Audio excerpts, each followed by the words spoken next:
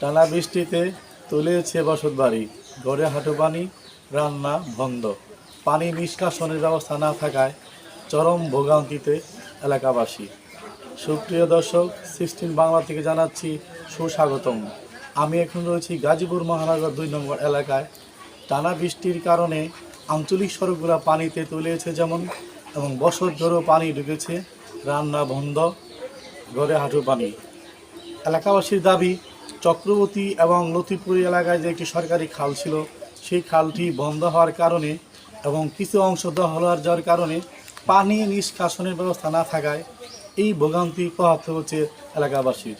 তারা জানিয়েছেন দ্রুত সময়ে খালটি পুনরুদ্ধার করে নিষ্কাশনের ব্যবস্থা করলে তারা এই ভোগান্তি থেকে একটু হইলেও রক্ষা পাবে। কইরা দেয় তাহলে আমরা একটু শান্তি মতো একটু ঘুমার পাইতাম। গরিব মানুষ আমরা, এনে সরকারি পর্যায়ে যদি পানি নিষ্কাশনটা না করা হয় তাহলে আমরা চলি কেমনে করে।